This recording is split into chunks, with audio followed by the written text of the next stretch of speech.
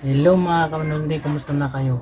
Ang vlog na to ay tuturo ko sa inyo kung paano gawin ang personalized green screen subscribe button animation gamit ang Kinemaster na kagaya nito.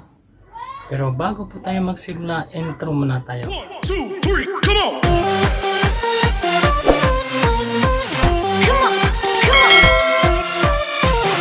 Mga kanundi, nandito na po ako sa aking Kinemaster. Ngayon po, umpisan ko nang gawin ang aking project. Pindutin ko na po itong malaking bilog. Ngayon, pipili po ako ng aspect ratio. At ang piliin ko mga kanole ay yung 16:9 dahil ito po ang pang YouTube format. Ayan po mga kanole, nandito na po ako sa aking media browser.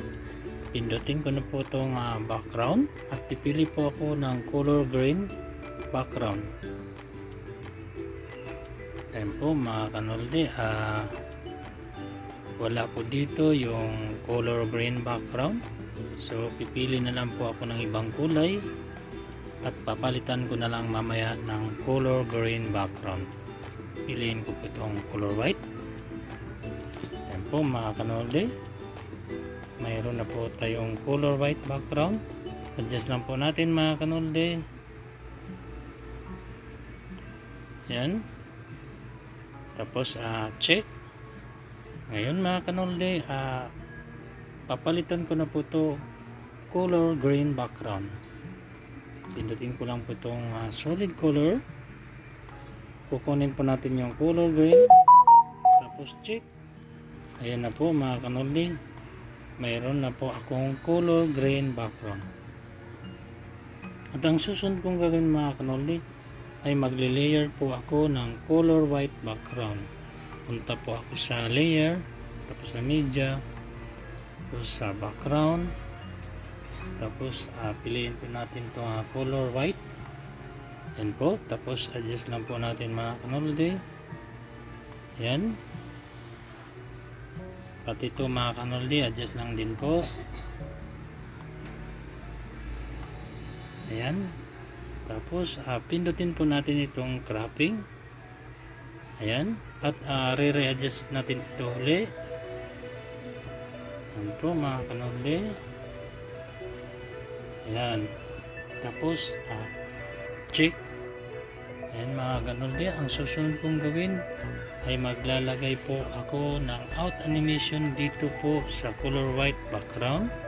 So punta po tayo sa out animation. Piliin ko po itong slide right. Ayan po. Tapos check. Ayan na po mga kanolde. Ang susunod kong gagawin mga kanolde ay maglalagay po ako ng aking YouTube profile picture. Ayan po. Pupunta po ako sa aking profile picture. Punta po tayo sa layer. Tapos sa media. Tapos hanapin ko po ang aking profile picture. Ito po. Ayan na po mga kanolde. Adjust lang po natin. Ayan. Adjust lang siya. Tapos ilalagay po natin to sa may dulo. Ayan mga kanolde.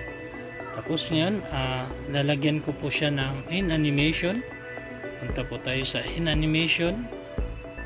Ngayon ang piliin ko po mga kanolde ay itong pop. At lagyan ko lang po siya ng 1 ang kanyang speed. Ayan po mga kanolde, 1 lang po. Tapos check. Ayan po mga kanolde, i-play po natin. Ayan. Ngayon ang susunod kong gagawin mga kanolde ay ika-cropping ko po itong aking profile picture. So punta po tayo sa cropping. Tapos open lang po natin to. Tapos mamili lang po tayo ng gusto nating shape. At ito po ang napili ko, itong bilog.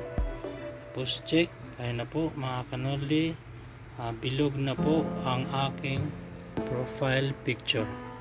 Ngayon po ang susunod kong gagawin mga kanolde ay maglalagay din na po ako ng aking YouTube channel name.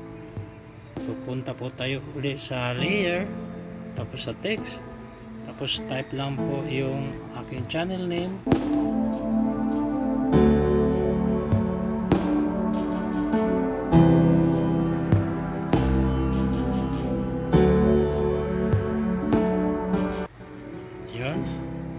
po, adjust lang po natin, palitan lang po natin to ng color black para maging visible ang aking YouTube channel name.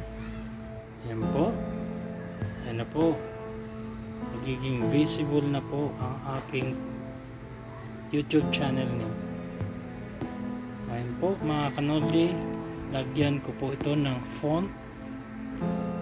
Ayan po, piliin ko po ito, tapos check. Ayan na po mga kanoldi, yan.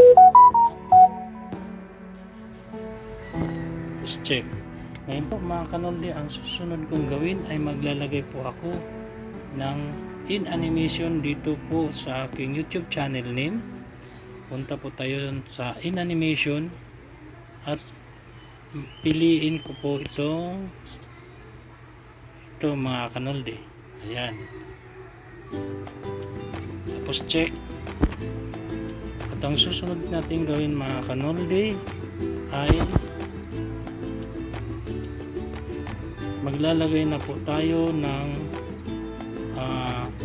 green screen subscribe button animation dito po sa tabi ng aking YouTube channel name. So mayroon na po akong na-download at nandun po sa aking gallery.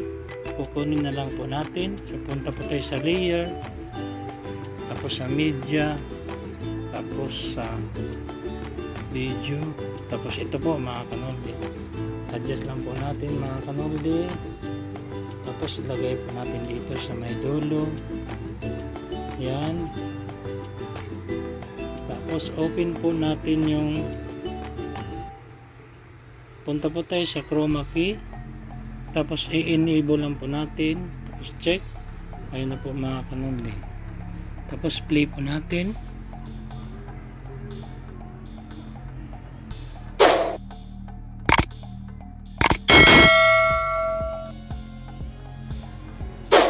Ayan mga kanoldi, at ang susunod po natin gawin ay export na po natin. Ayan po, export na po.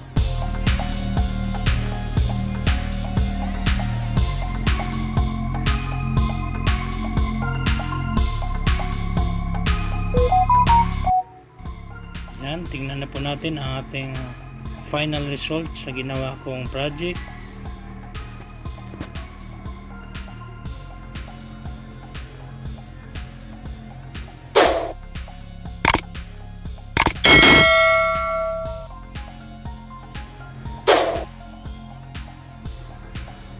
Yan po mga kanoldi, mayroon na po akong personalize subscribe button animation.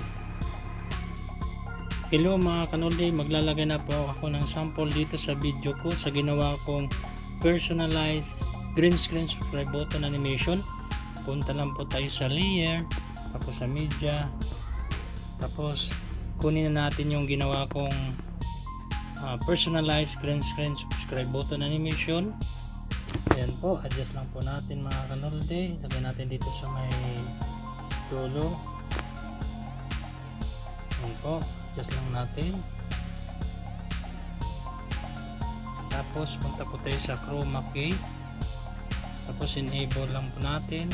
Ayun na po, tapos i-play po natin.